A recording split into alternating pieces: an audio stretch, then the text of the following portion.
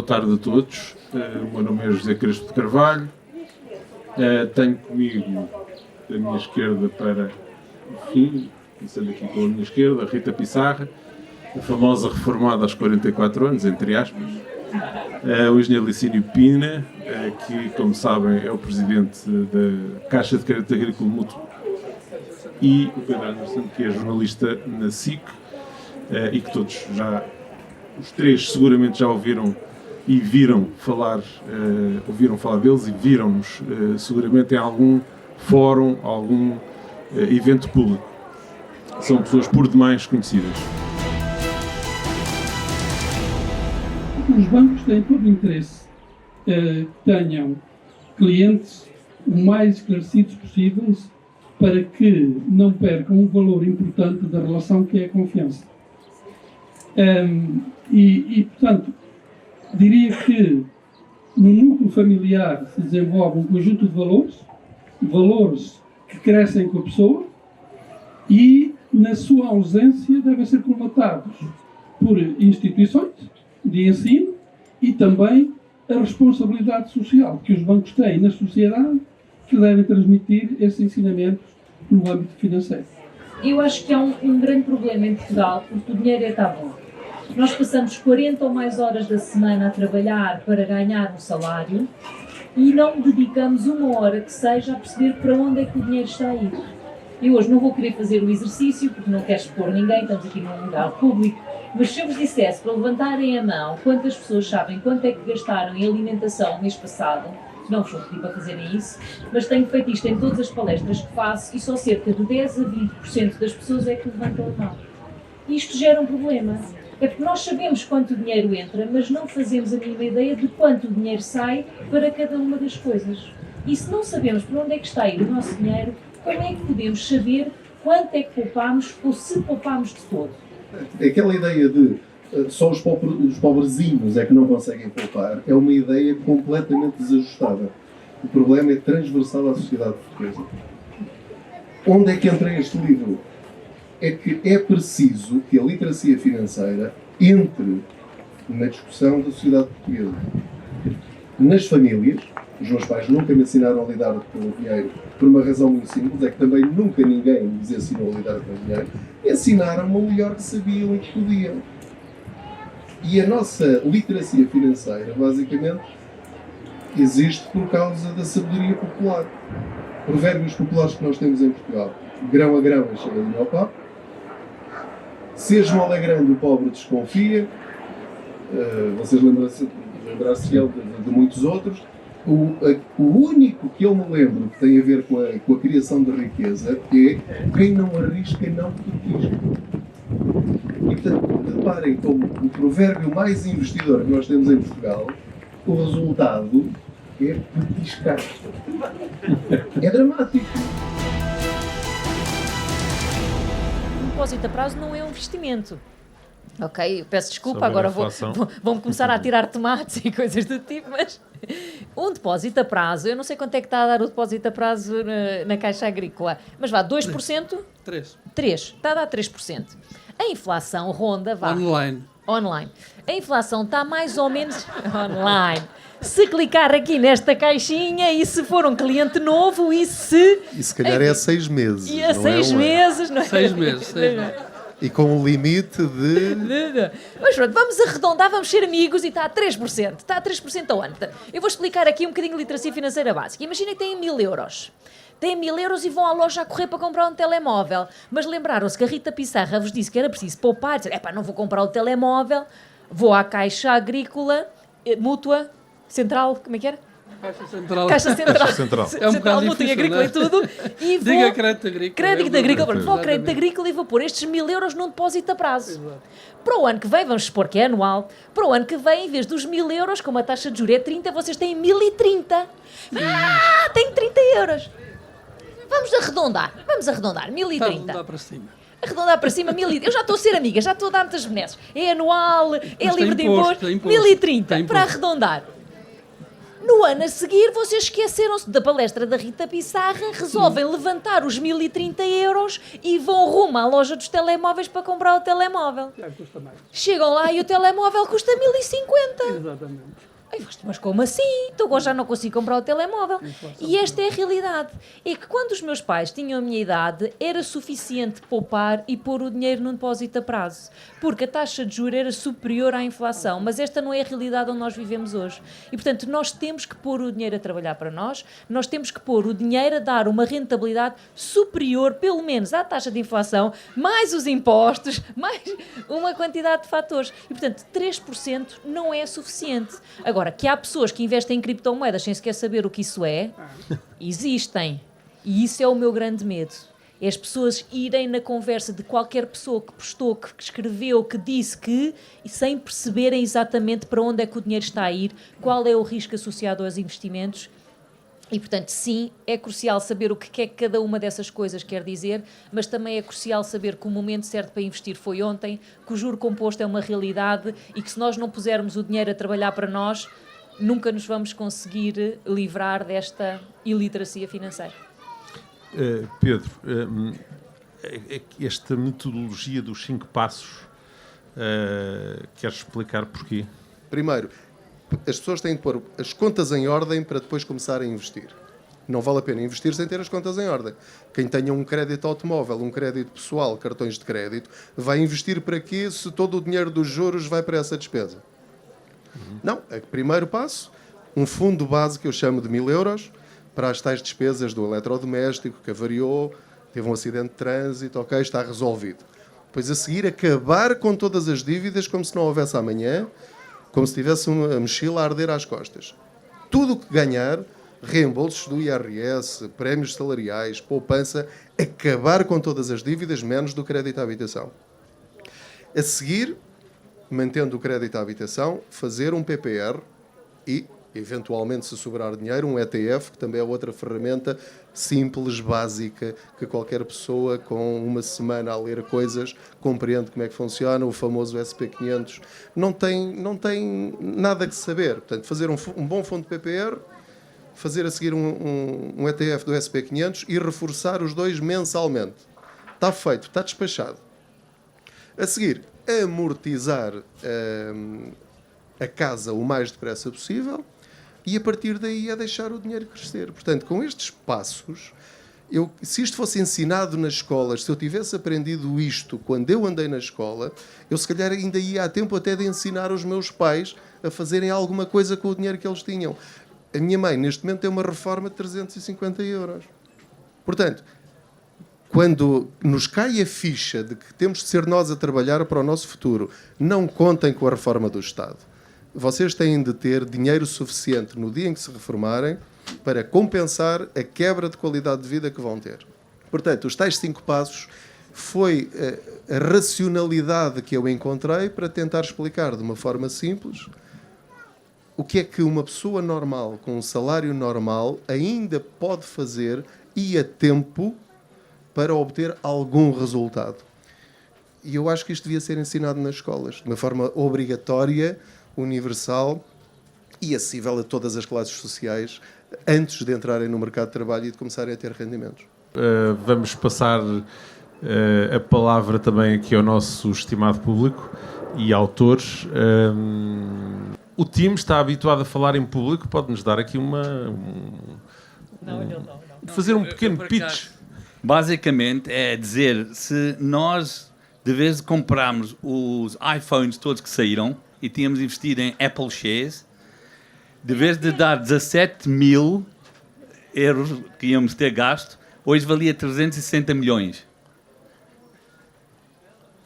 É lá, olha todos, querem dar os telefones de volta. Mas é incrível, eu até tirei aqui... Where is it, Lydia? Just find it there. E poupava-nos a chatice de ter que falar ao telemóvel. Ok. Temos ali uma voluntária. Já agora gostaria de saber o que acham relativamente ao mercado imobiliário, se vai descer, se não vai, se é uma boa... se uma pessoa deve comprar uma casa, etc. Em relação aos créditos. Já agora aproveitava. Crédito à habitação.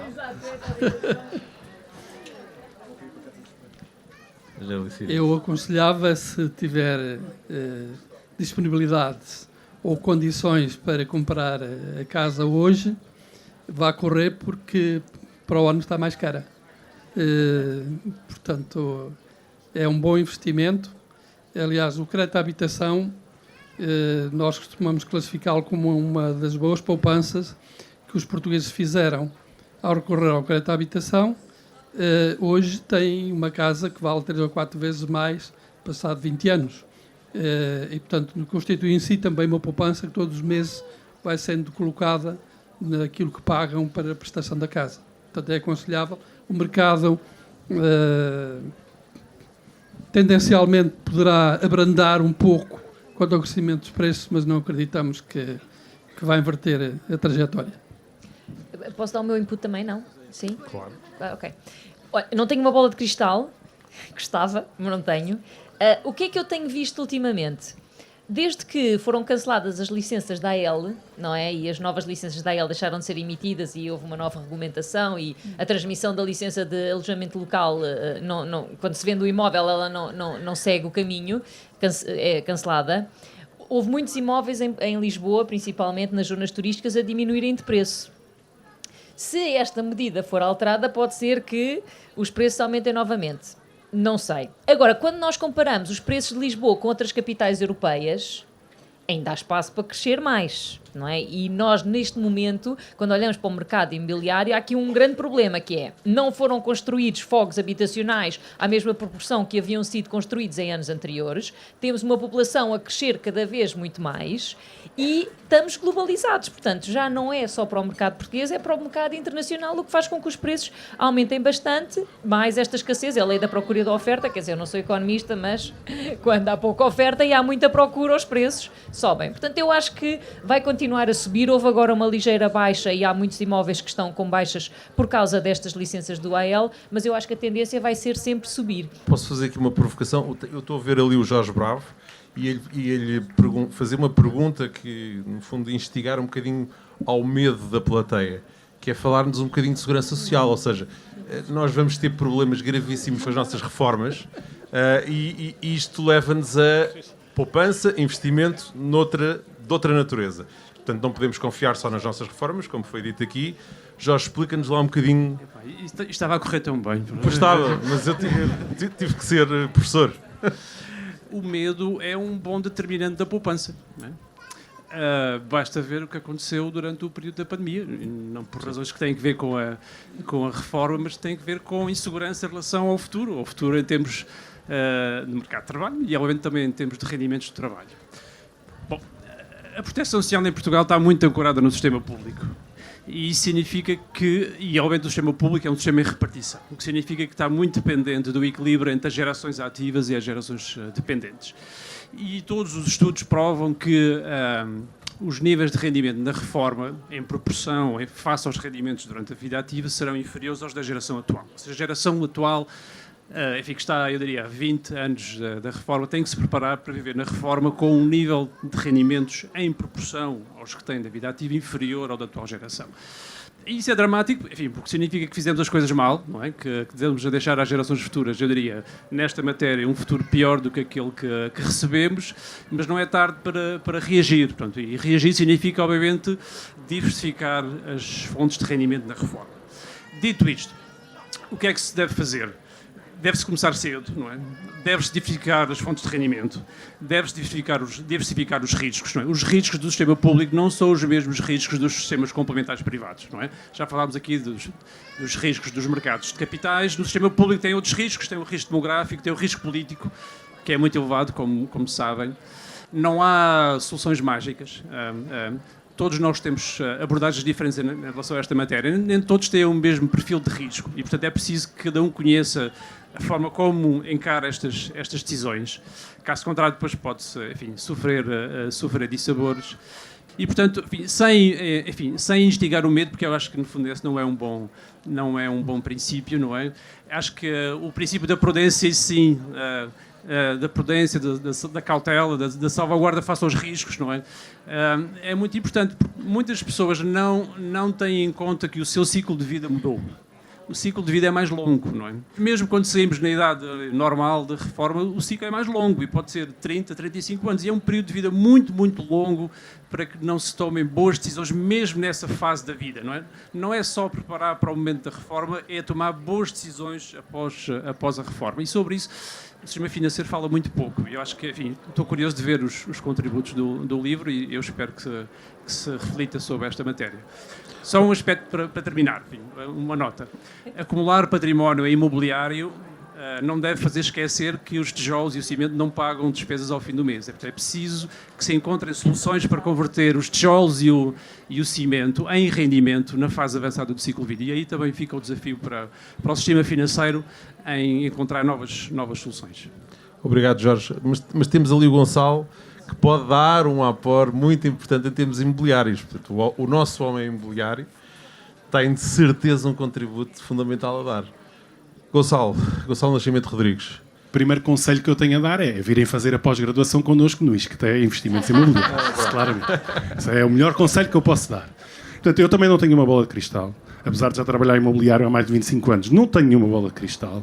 Acho extraordinariamente difícil conseguir ter soluções tão concretas, tão certas relativamente ao mercado imobiliário, porque é um ativo tão especial, tão diferente de todos os outros ativos financeiros, principalmente os de cariz mais mobiliário, que é muito difícil de ser generalizações. E é isso que nós procuramos fazer no curso, é deixar as generalizações um bocadinho para fora e perceber quem está à nossa frente enquanto potencial investidor. Portanto, o principal foco, eu acho que é mesmo o conhecimento e a formação, e por isso é que este livro é tão importante, para começarmos de uma vez por todas, desde pequeninos, a dar essas bases de conhecimento de literacia financeira aos nossos filhos, para que quando eles chegarem à nossa idade tenham uma outra bagagem, porque eu acho que segurança social provavelmente já não vai haver. Não, provavelmente não. Ok. Muito obrigado, Gonçalo. Agora vou passar aqui ao Pedro, que está aqui à minha frente e tem outra pós-graduação, que também tem produtos financeiros, mas de outro tipo, não imobiliários. Porque o imobiliário é um produto financeiro de outra forma. Até que ponto é que estamos suficientemente aptos, alguns de nós, ou poucos de nós, a investir em ações, obrigações, ETFs, por aí fora? E devemos percorrer esse caminho ou não?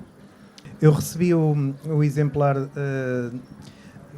ontem e ainda não estive a ver os outros 68 artigos, mas houve um tema recorrente que eu achei que era importante até para os oradores a explorar um bocadinho, que tem a ver um bocadinho com isto.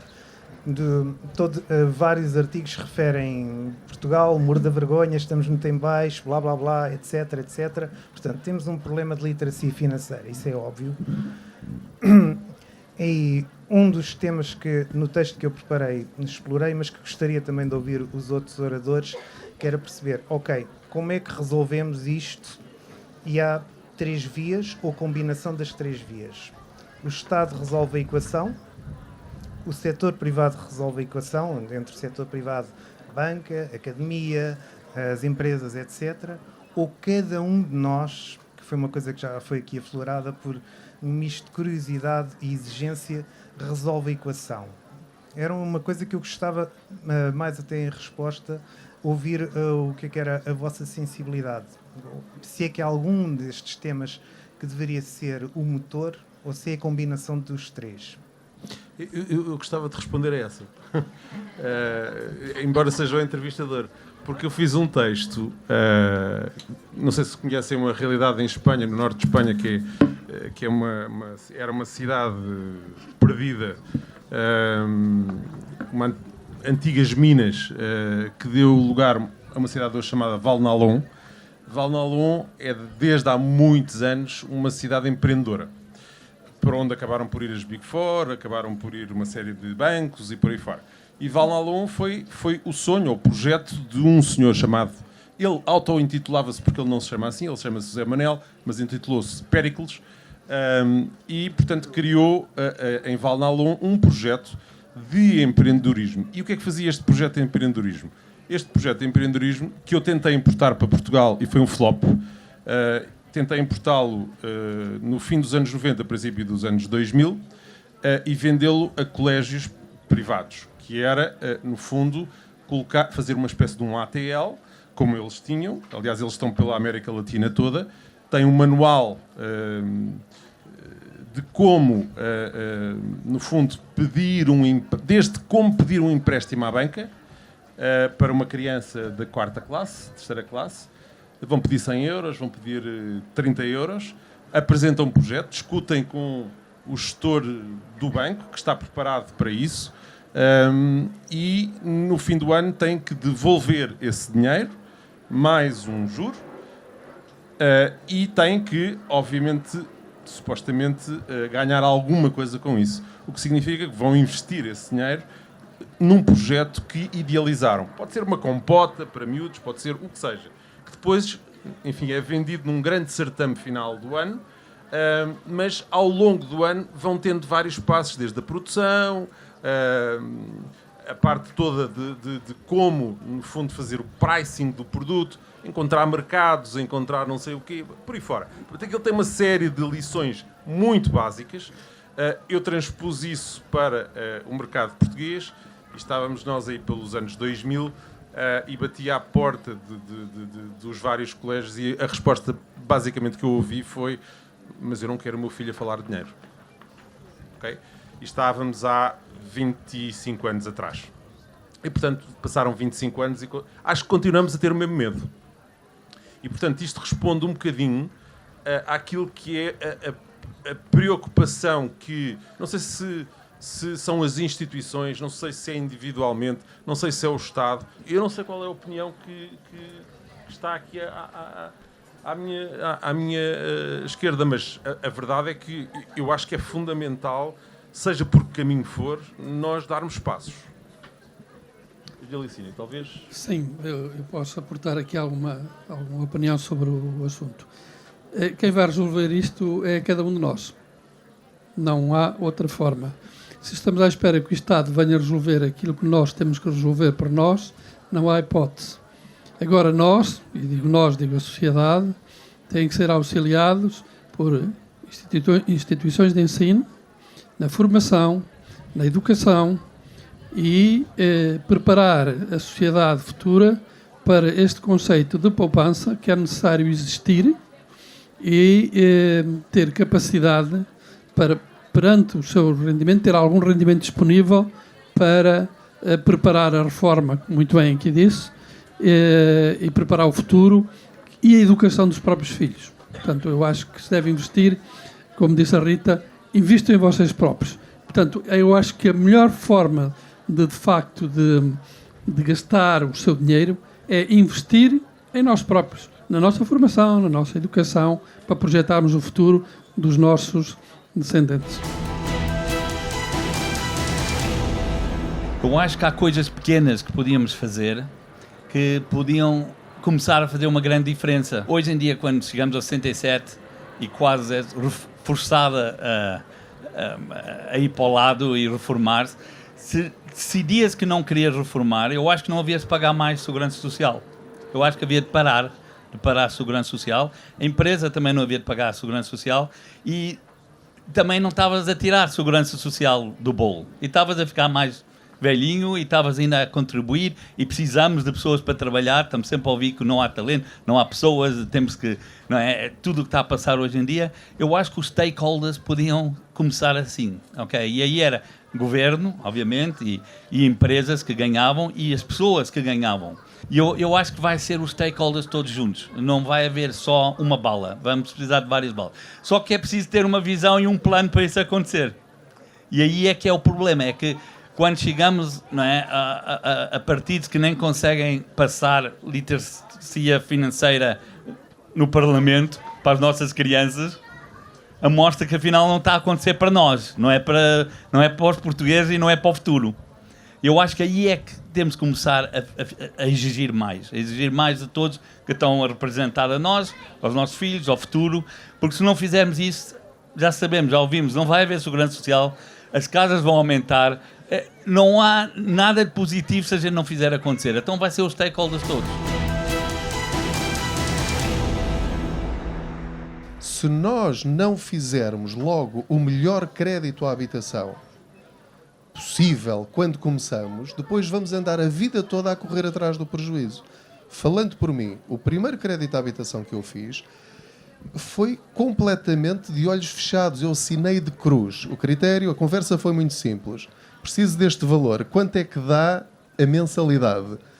Isso ainda não dá. Eu não consigo chegar lá. Dá para pôr durante mais tempo? Dá. Então, quanto é que fica a prestação? Fica aí. Mesmo assim ainda não dá. Posso aderir a vários produtos para baixar isso um bocadinho? Sim, senhora. Seguro de vida, mais isto, mais aquilo, mais aquele outro. Eu disse, a prestação, é só a prestação, só pensamos na prestação. Essa eu consigo suportar, onde é que eu assino? Assinei de cruz. Portanto, eu vou acabar de pagar a minha casa aos 82 anos. 82 anos. Foi o que eu assinei. Rite. Agora, o que é que eu aprendi, entretanto? Percebi, em primeiro lugar, que eu não estou casado com os bancos. Ou seja, qualquer um de vocês que tenha um spread superior a 1%, a maior parte das pessoas não sabe qual é o spread que tem, reparem. Não, as pessoas não sabem o que é dizer spread. Pronto, vou partir do princípio. Ou seja, o maior negócio das vossas vidas não fazem ideia de quanto é que estão a pagar. Não pode ser. Têm de ler este livro e todos os que encontrarem para saber quando a nossa colega aqui que fez a pergunta, quando for ao banco, ela tem de saber quanto é que precisa, o que é o spread, qual é o MTIC, portanto o valor, o montante total imputado ao consumidor, porque eu, por exemplo, olhando para o valor do MTIC, eu sei que no final eu não vou estar a pagar uma casa, vou estar a pagar 2 ou 3, não é? E até a AEG, que não é apenas o spread, mas o conjunto disso, mais as taxas e taxinhas todas. E aquilo que às vezes os bancos retiram no spread, eu vou pagar no seguro de vida. Portanto, o que interessa é o valor que me sai da conta todos os meses. Quem tiver um spread superior, igual ou superior a 1, é transferir o crédito para outro banco que faça mais barato. Aqui, de certeza que tem um spread espetacular de 0,70. Portanto, qualquer banco que vos faça 0,70, vocês clientes, sim. Chegam lá e dizem, vão ao seu banco, ao vosso banco e dizem, meus amigos, há aqui um banco que me faz 0,70, ou vocês baixam ou vão-me embora. Foi o truque que eu aprendi, simples, rápido e funciona.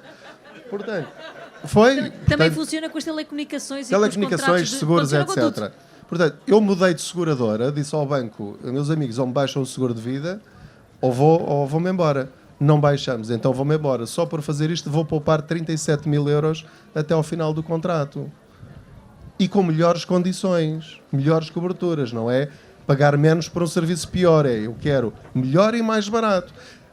O que é preciso? Literacia financeira. Saber como é que isto funciona. Portanto, pegando e agora respondendo, o primeiro passo é, para resolver isto de uma forma geracional, tem de ser, a partir da primária, uma disciplina de literacia financeira. Tem de ser o Estado a decidir isto, o Ministério das Finanças.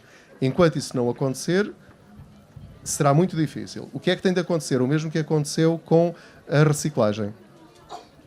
Decidiu-se, vamos ensinar os miúdos a reciclar, e depois eles chegavam a casa e diziam, opa, então mas como é que é? O vidro não é aí, o vidro é ali, não sei o quê e tal. E os pais lá foram, ok. Agora, essas crianças são os pais. E já não é preciso a escola ensinar tanto a reciclagem, porque já é um modo de vida.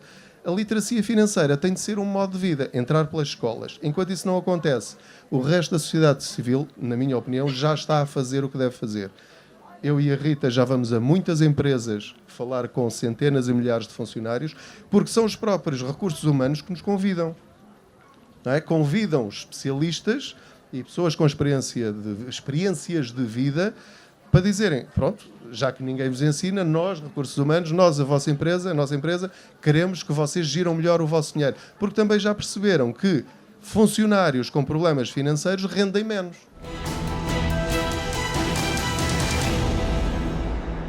Eu acho que, respondendo à tua pergunta, todos temos um papel a cumprir e eu estou completamente de acordo com tudo o que já foi dito antes. E joguem Monopólio. Com os filhos. Eu jogo imenso Monopólio com a minha filha. Parece uma coisa ridícula, é verdade. Devia ser paga pelo Monopólio para dizer isto, mas não.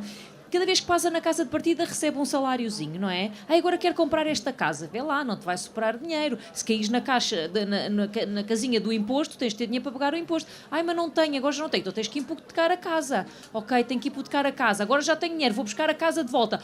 Mas agora vai-me custar mais dinheiro do que o banco me deu. Pois é! E são conceitos básicos num jogo que é centenário, com certeza, não sei quantos anos tem, que nós podemos simplesmente fazer, vamos passar tempo com os nossos filhos, eles vão aprender alguma coisa e vamos nos divertir também no caminho. Muito obrigado a todos. Acho que foi pelo menos um momento de uma hora e pouco bem passado. Espero que comprem muitos livros, espero que nos sigam nesta senda das vozes por qualquer coisa. Este é o 6º livro que nós produzimos com apoio e ajuda total da sociedade. É um produto de serviço público, que nós consideramos de serviço público.